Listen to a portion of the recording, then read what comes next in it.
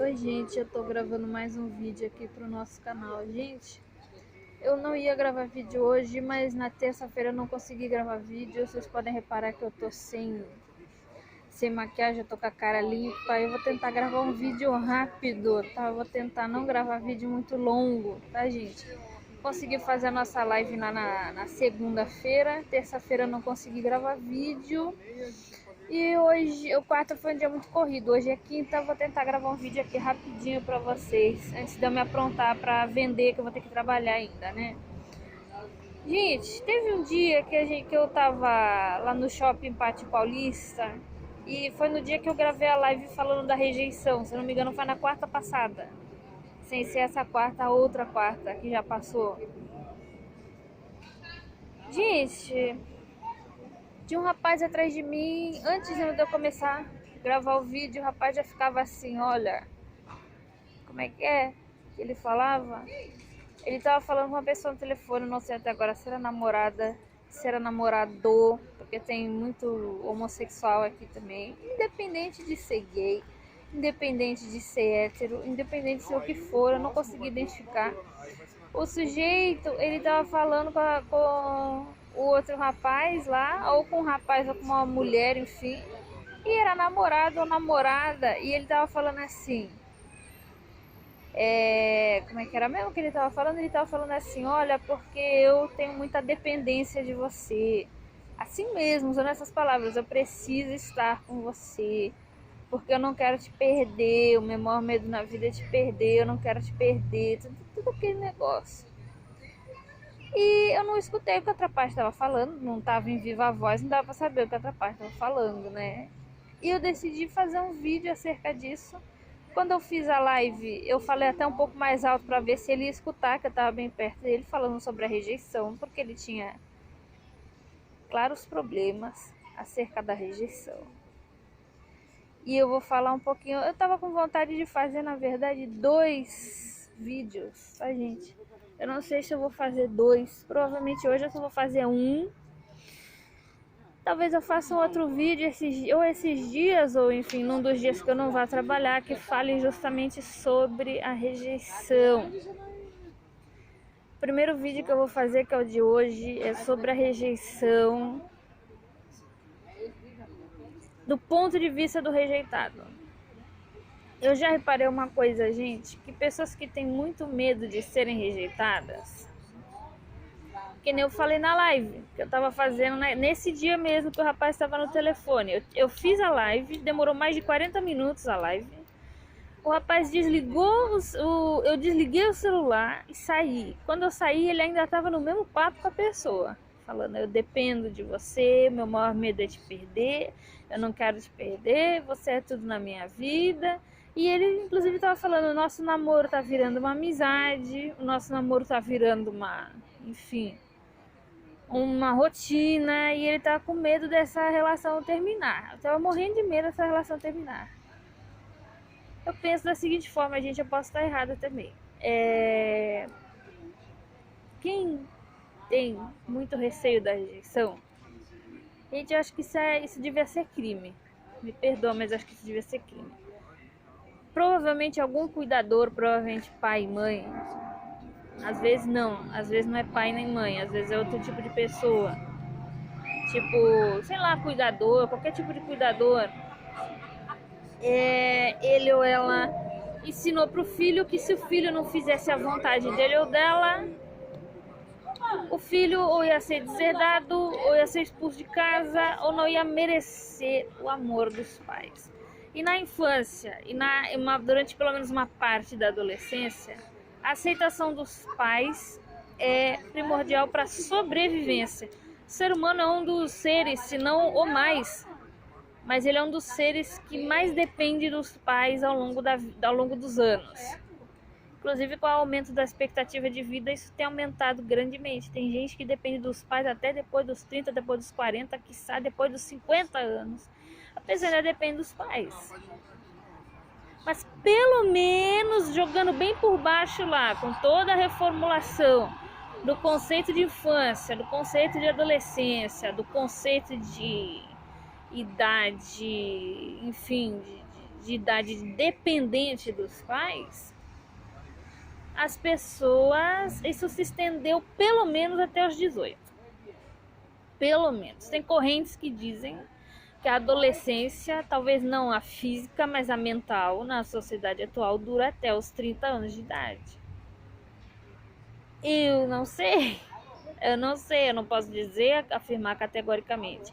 Mas uma coisa é certa, pelo menos até os 15, vai bem por baixo mesmo, até os 15, 16 anos, a pessoa é quase que 100% dependente dos pais. Então, seus pais pegaram esse esqueminha de chegar e dizer pro filho que o filho, se não fizer XYZW, ele vai ser deserdado, ele vai ser abandonado, os pais não vão mais amar eles. Tem pais que fazem esse tipo de chantagem, inclusive de dizer que não vai mais amar.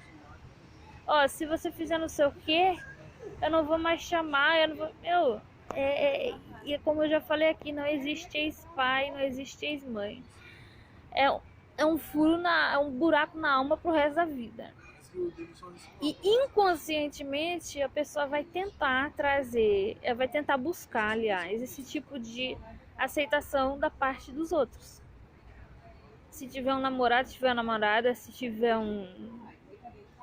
sei lá, qualquer tipo de relação, se ele ou ela for rejeitado, ele não vai encarar como mais uma rejeição da vida. Não. A pessoa vai encarar como se fosse a sua sobrevivência sendo ameaçada. Por isso que muita gente, inclusive, tem ataque de pânico, tem... como é que eu posso dizer aqui? Tem ataque de pânico, tem episódios de ansiedade, porque a pessoa acha, ela atrela aquilo à sua sobrevivência. Não é consciente, não é uma coisa assim que você olha, é consciente e eu tô agindo dessa forma porque eu tô querendo consertar um parâmetro lá atrás do meu pai e da minha mãe, e eu tô querendo que o meu namorado, a minha namorada me aceite como se fosse meu pai e minha mãe. Eu não acredito que seja consciente, é inconsciente, e a pessoa vai sentindo aquilo. Ela vai sentindo tudo aquilo e ela acha que sem o outro ela não pode viver. E porque na infância ela precisava agradar os pais para sobreviver. Toda criança e todo adolescente, pelo menos na primeira metade da adolescência, lá até os 16, 17 anos, precisa dos pais para sobreviver. Tem jovem que sai cedo de casa. Tem jovem que sai com 15, 16 anos de casa, antes não de completar ensino médio. Mas antes dos 15 é difícil. Você conhece alguém que com 12 aninhos saiu de casa e sobreviveu muito bem lá fora? Difícil. Não é nem aconselhável, né? Eu diria que até os 18, pelo menos, os pais são imprescindíveis para a sobrevivência do adolescente, do jovem. E fica esse tipo de questão, e aí fica esse tipo de pessoa que acha que a rejeição vai acabar fazendo com que a pessoa não possa sobreviver. Por exemplo, quando eu dei aula em escola pública, aquilo ali não compensava de maneira alguma. Primeiro, não tinha vínculo empregatício. Eu não era concursada, eu era assim, não cheguei a ser contratada, mas era algo que na época se chamava de aulas livres. Chegou lá, tem aula, beleza, não tem aula, vai-se embora. Não tinha férias, não, se eu não me engano, acho que tinha uma parcela de 13º, tinha alguma coisinha assim na época. Mas não era salário. Teve aula, ganhou, não teve aula, dane-se, entendeu? É meio que regime autônomo de trabalho mesmo. E se bem que a gente tinha número se não me engano, não era o PIS, era o PASEP, né? PASEP é pelo Estado. Mas o que acontece? Não compensava, a gente não era respeitado, a gente não ganhava bem por hora. E quando eu comecei a ver uma certa parcela de rejeição ali dentro, ao invés de eu simplesmente, desculpa o termo que eu vou usar aqui, mas eu vou usar, o canal é para adultos, tá, gente? Não é para adolescentes nem para crianças. Ao invés de eu tacar o foda-se, pensar, eu tenho 20 anos, eu tenho a vida toda pela frente, eu tenho estudo e eu posso arrumar coisa melhor, não, eu ficava na minha cabeça pensando que eu tinha que ter o apoio daquelas pessoas. Por quê? Que eu tinha tanto que agradar aquelas pessoas na minha cabeça. Por que que eu simplesmente não cheguei e taquei o foda-se? Entendeu? São questões do nosso inconsciente. Ah, não, eu tenho que me provar capaz para eles. Não existem, por isso que eu coloquei o nome do canal de Há Caminhos, porque não existe então caminho pra gente, ou a gente não é aceito pelo fulano, ou a gente, entre aspas, morre, né? Eu acho que amadurecer e lidar com as frustrações também tem a ver com isso.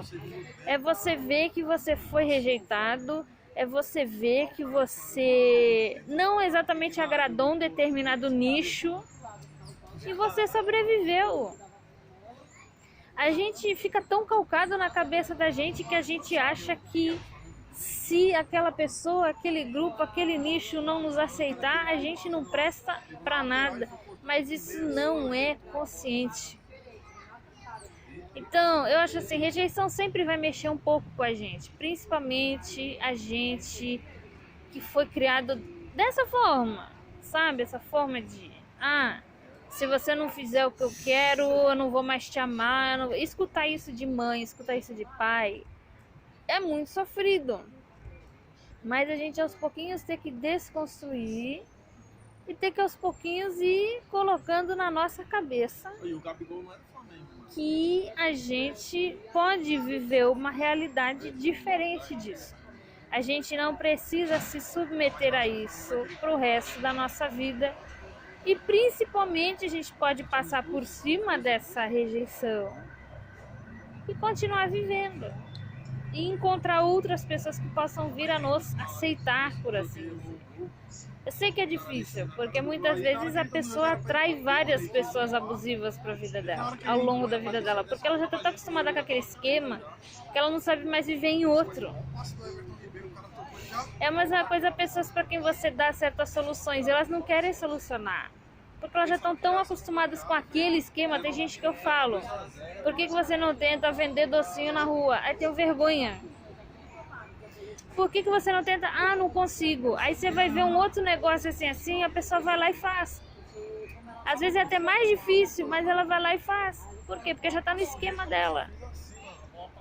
E a pessoa põe na cabeça dela, não, eu tenho que conseguir a aceitação do meu patrão, eu tenho que conseguir a aceitação dos meus pais, eu tenho que conseguir a aceitação não sei de quem. Eu particularmente penso que a gente tem que sobreviver às rejeições. Eu acho que é normal a gente sentir, eu acho que é normal a gente chorar. Eu acho que é normal a gente não se sentir exatamente bem diante de uma rejeição, mas a gente também não pode sucumbir a esse sentimento eminente de que a gente não vai sobreviver sem aquilo. Porque se a gente colocar na nossa cabeça que a gente não sobrevive sem aquilo, primeiro, a gente está colocando nas mãos do outro o nosso valor. Assim como quando a gente era criança, a gente estava na mão dos nossos pais. Se eu ficar na mão dos meus pais... Quando era criança, literalmente dependia dos pais para comer, beber e viver. Quando cresce, não tá mais. Nem dos pais, e nem do namorado, nem da namorada. Mas a questão às vezes não é nem comida. A pessoa às vezes sustenta a casa, as pessoas às vezes põem coisas dentro de casa. E no entanto, ela acha que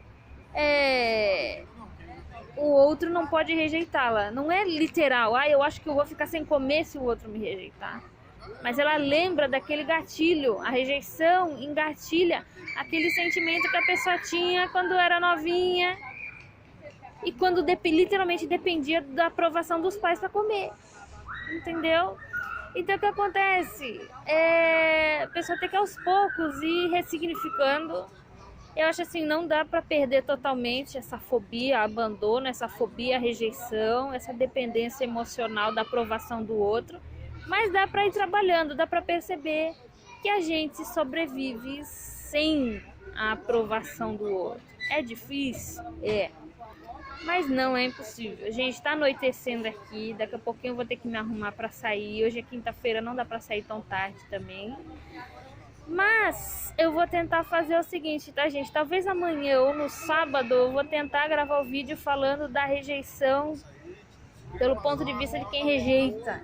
Porque tem também as pessoas que rejeitam e hoje em dia a sociedade está muito fluida, tudo é muito fluido, nada dura, relacionamento não dura, parceria de trabalho não dura. Antigamente a pessoa ficava no mesmo emprego o resto da vida, hoje ela fica 2 meses e vai embora.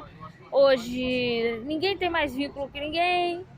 As pessoas chamam isso de liberdade, as pessoas chamam isso de... Enfim, principalmente da geração X e Y pra cá, isso tem acontecido muito. Por um lado isso é bom, por outro lado isso é meio complicado, e eu vou falar também da rejeição a partir de quem rejeita. Gente, muito obrigada por mais essa atenção. Até o próximo vídeo.